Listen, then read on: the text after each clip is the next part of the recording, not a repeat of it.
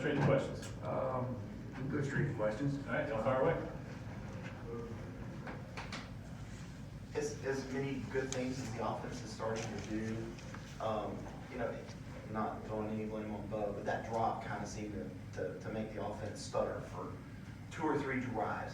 Are drops something that you're still concerned about? Maybe not as bad as they were last year, but there's still times when guys are getting 2 hands on the ball and just not completing it. Well, you know, I don't think I'm concerned about it because I think we did a lot better job other than a couple of plays last game of making those contested plays down the field. We have started off the game very fast, which has been awesome as far as scoring points. But yeah, we were obviously wanting to get that touchdown right there, and it should have been a touchdown. You know, it should have been 7-0 off the bat. But you know that's going to happen, and I got a ton of confidence in Bo because he's just such a professional, and he's a guy that comes to work every single day, and I really believe that he can put stuff behind him very quickly too. So I don't think drops are not a concern. They were maybe, like you said, last year, and even early on this season, you know, we weren't making some plays down the field, and they got better and better, you know, as the year went on. So so I feel like we're in a pretty good spot. You know, I think that's the name of the game, though. Like this is an offense that can be very, very explosive if we're making those plays. And if DJ or the quarterback are making those throws and giving those guys an opportunity to make the plays, then we can be really successful. And so I think we missed a little bit of that on Saturday, which made us, you know, sputter a little bit on a couple of those drives. So, you know, that's kind of where we're at there. Go ahead. This may sound like a weird question. You're good sometimes on first down, great on third down. Second down kind of seems to be the bugaboo down right now. What can you kind of tie that into, and what are you seeing on second down? Yeah, I think, you know, number one, you know, on second down, when we have a second and long situation, you know, the general rule of thumb is, man, let's try to get half those yards back so that we get a third and manageable situation. And like you said, you know, right now, second down is something that we got to do a little bit better job as far as calling it, and then also just executing on second down to get into that third down and medium and or short, or get a first down, you know. And we just have been not quite as consistent in that situation. Like you said, on first down, we've been pretty good as far as getting our +4 and keeping us on schedule. So, you know, that's something that we're going to make sure we identify and continue to work on. 6 games in, what's your assessment of the running game, big picture, and where's that relative to the ceiling that you sort of see for this?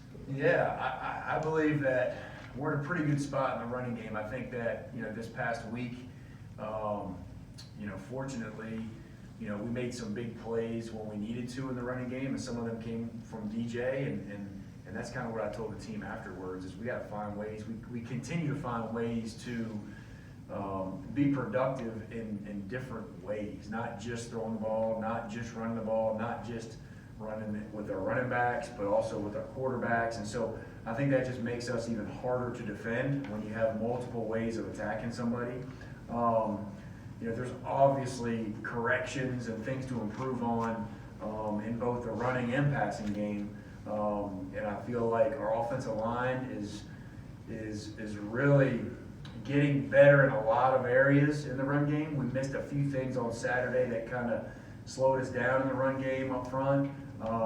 But I can never, I mean, I'm very, very pleased with the toughness and the grit that those guys up front have, and heck, our running backs, you know, run the heck out of the ball, and they run hard. And so I feel like there's always improvement, no doubt. But I do feel like we're blessed in the way that we can do it in different ways. And I think DJ has helped the running game just by gaining an extra hat and by feeling super confident as a runner this year compared to last year, which we were lacking. What do you think it shows when DJ, who made an early mistake in the first quarter with that interception, rebound and be able to go for 3 touchdowns in the game? Yeah, I mean, it just comes back to his confidence level and my confidence level in him, really. I mean, I didn't think twice about it. I mean, obviously it was a very poor decision on the interception, just throw the ball away and let it go play another down. But I did not lose confidence in him at all, and he's been unbelievable as far as you know, when I get on the headset with him or on the phone with him during the game, you know, he is always very poised and tells me exactly what happened, and he's always right about it. Like, that was really stupid, coach. I messed that up, but we're gonna keep going. You know, he's always staying positive, and so just because of the confidence that he has from the experience that he's had at the beginning of the season, you know, he didn't waver at all. So again, it showed his confidence, and that's what you got to have as a quarterback is when you make a mistake, you know, you got to bounce back. You got to have a short memory, a quick memory, and learn from it and move forward, and that's what he was able to do. It always seems confident to us, but do you think that play last year would have lingered longer than it did this year? Yeah, I mean, it very well could have because of the confidence, you know, and you know, this year, man, the supporting cast is just playing so much better around him too. So he doesn't feel like he has to be a superhero or feel like he has to push too hard or try to do things that he's not capable of doing. And so I think he's just confident in the space that he's in right now because everybody around him is playing well, and he has confidence in those people. How does Kobe being out change things for you? Yeah, you know, we miss Kobe. I mean, he's done an amazing job this year for us, and you know, he's a guy that has a ton of experience. He's a guy that's a really good leader on our football team, and so you know, him being out, you know, definitely, you know, affected us a little bit just because of his presence is usually very, very good, and so we're anxious that, you know, I know he's doing well recovery-wise, and he's going to be back soon enough. And matter of fact, I just texted him a few minutes ago, and just excited about him getting him back out there pretty soon. Just probably more carries for the big two, right, for this correct? Yeah, yes, yeah, and those guys, Shipley and Maffa, man, have done a great job, and I feel a ton of confidence in those guys. Talk about DJ being a more confident runner. How does that translate? Is that just in terms of him being willing to pull it more and run, or is it just the way he's running with the ball that he's more confident? Yeah, I think both. I think he's looking for more opportunities to run. I think he likes to run. He's given suggestions on, you know, what he feels could be working in the run game, whether it's to him or to the backs. But yeah, I think he's just, first off, he feels more explosive.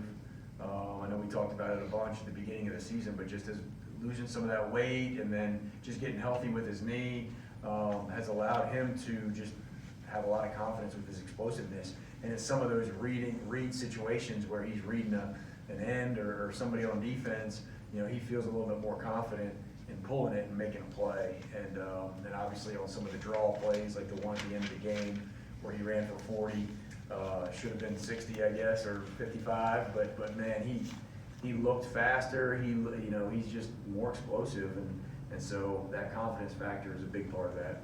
So you put a fist pound and said, "Wow!" when you heard it was 40. Yeah. Because why were you so excited? I was just messing with it. I mean, I just was excited for him because it was a great run. It was a big boost for that drive. You know, we needed that on third down, and it was something that just kind of helped give our guys even more confidence to finish that drive. There was one play there Saturday night where Blake Miller was pulling, and he got there really fast and then obliterated some poor linebacker. And then there was another play where it was just puts him on the ground. Where does he grade right now among some of these guys? Because he's like somebody that's really starting to. Yeah, there's no question that he, like a lot of freshmen, you know, the more experience you get, the more you're just going to keep learning and getting better. And he's a very coachable kid. And we all know how tough he is and how physical he is. And I mean, he's a nasty kid. And so that helps big time. And so he's just feeling more confident, you know. He had a couple mistakes in the run game and inside zone this past week that he needs to correct. But man, other than that, he's just a great presence on the field, loves to play. You should see him whenever DJ ran the long one, that 40-yard run. I mean, he's hauling it right behind him, and the kid can run too. So I just got a ton of confidence in him right now, and just how he's progressing and how he continues to critique himself and also just be coachable and learning from those mistakes. Is that home for him now? that's where he'll play all 4 years here? I mean, it's hard to say all 4 years, but yeah, I mean, he's really honing into that position, and I feel like he's definitely, I mean, he's a guy that, you know, potentially could be a multiple position guy too. You know, whether you move him to left or keep him at right, I don't know, but he's gonna gain more and more confident at that position. Of course, as a freshman, you don't wanna move guys too much, but the more knowledge he gets, the more valuable he becomes, and like we've had our linemen in the past learn, you know, multiple positions, which makes them more valuable. Can you describe how much of an impact it makes to have such a talented tight end room? Oh man, it's a huge impact. Just being able to have a room of talented guys, committed guys, hard-nosed, tough guys, all of them have done a great job with how tough they are, and just really learning and understanding the big picture of our offense has allowed us to utilize them in a lot of different ways, and not just being in the box players, but being out of the box players and having multiple tight ends on the field in different spots. Has given me a ton of confidence, and this offense a ton of confidence. And then on top of that, just making plays, both in the run game and in the pass game. And that's what makes that room so special, is there's guys in that room that can do both. You look at Davis Allen, and you know, he's as good of a blocker as we've had here since I've been here for 8 years, and a really, really reliable, very good, you know, receiver as well. We saw that several times this year already, and then Briningstool brings that factor too, as a great receiver, and also is getting better and better each week as a guy that has shown toughness and been able to run block as well. So when you got guys in the room that can do both things and also understand it and understand the big picture, man, you're able to really be as creative as you can possibly can. Coach Sweeney said in the past that kind of outside of quarterback, hitting on a tight end recruit coming out of high school, you know, it's one of the more difficult positions to find someone in the recruiting trail that will hit. What do you think it is about the position that makes it so one of those really talented or hard? Yeah, well, it's hard to find a guy that is willing to do both. You know, it really is. That is talented in the run game or in the pass game as a catcher, but then also is willing to be in the box and be physical and be able to take on some defensive ends that we take on in the ACC, and that's not an easy task. That's not easy to find. And so when we find those guys, man, they become a target for us pretty quickly. That last drive was as crisp as it was all night. How do you bottle that up Yeah. and make it go for 4 quarters? Yeah, that's a great question. Yeah, that's a great question. I wish we could do that every single time. I kind of told the team a similar thing at the end of the game, like, hey, I wish life was easy. I wish every game would go really, really smooth. But then guess what? We wouldn't learn a lot of lessons, right? You know, so I think it's very important for us to bottle those type of drives up. And it's my job and our job as coaches is to help our players understand, like, what caused us to not succeed on certain drives. You know, that's what I'll do today in our meetings, is to just show them, hey, you know, what stopped our drive, what made us not be successful, and then here are the things that made us successful, and just trying to be more and more consistent. But the majority of the time, you know, this year when we were not successful is honestly not what the defense did. It's something that we didn't do offensively, or we didn't execute because of one guy or two guys not doing their job. And so obviously this is an ultimate team sport. We got to make sure everybody's on the same page at all times, and that's what it's going to take as you go down the stretch, and as we get higher on the mountain, man, it's going to get tougher and tougher. And so we got to do a good job of being a little bit more consistent. Got time for about 1 or 2 from Zoom, if anybody has any. Coach Trevor from ZooTargets.com. Florida State has a bunch of dudes on defense, but how much of a problem is Burks, number 5? Yeah, I mean, you know, there's no doubt he's a good player. I know he had a little bit of an injury early on in the year and is getting back, but he's a guy that has sparked out there for them. You know, they roll with 4, 5, or 6 defensive ends that all can play, and they're all twitchy, athletic. You know, your typical Florida State defense that has a ton of athletes out there, and so you know, he's a really good player, and he you know, makes plays all over the field. So you know, we obviously are gonna have to do a good job of executing and do a good job of everybody being on the same page. But there's no doubt he's a guy that's one of their top guys on defense. Looks like we have one more, Anna. Hey, Coach Schroeder's Anna. You mentioned previously a couple of things in the run game on Saturday that maybe slowed you down. Any specific examples you could offer there that maybe you're emphasizing this week?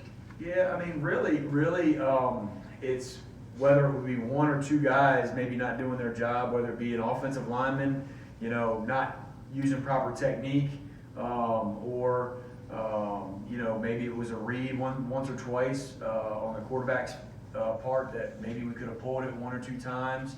And it's just kind of like one of those things that we were that close. We were really close on a couple plays that could have been maybe explosive plays, and we just didn't get it quite done. So it caused us to stumble a little bit and have a couple too many 3-and-outs that we're not used to having.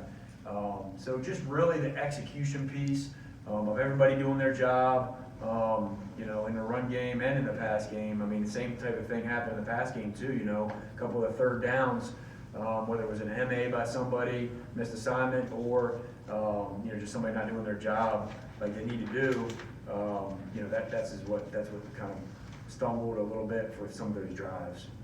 All right, we have Coach Mike Reed joining us now. Thank Coach you all. Schrader.